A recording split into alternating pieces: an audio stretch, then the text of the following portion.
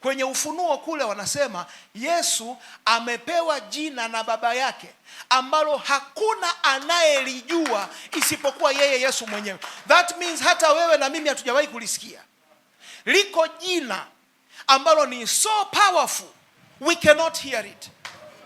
Liko jina ambalo ni so strong la huyo Yesu ambalo Baba amemkabidhi kama kitendea kazi, na kwamba this is just between us.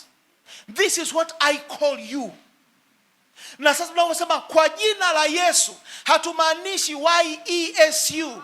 Tunamaanisha lile jina analolijua Yesu na Baba yake, ambalo sisi haturuhusiwi kulijua. Kwa jina hilo pepo toka. Kwa jina hilo ardhi hama hapa uende pale. Kwa jina hilo resources zitoke kule zije hapa. Sio kama unanielewa? Kwa hiyo tunaposema kwa jina la Yesu, it's not about the letters. It's about the name that he knows. Yeye Yesu. Kwa sababu Yesu kama Yesu alivyozaliwa aliitwa nani? Ima, si ndio? Alikuwa Ima, mtoto wa Mariamu na Yusufu. Si ndio? Lakini Mungu akampatia jina jingine.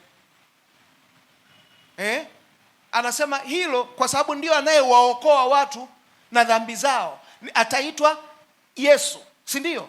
Lile Emmanuel ni kwamba tu Mungu pamoja na sisi. Tumefundishwa kuja kuishi kama Mungu, God dwelling in the flesh, which is me and you right now. Si ndio? Lakini Yesu ni kwa sababu anawaokoa na watu wake. Na Yohana 17 wakati Yesu anamaliza kazi yake anasema, hawa ulionipa nimewalinda kwa lile jina ulilonipa. Hakulitaja. Lakini sio Ima na sio Yesu. Hawa ulionipa nimewalinda kwa lile jina ulilonipa.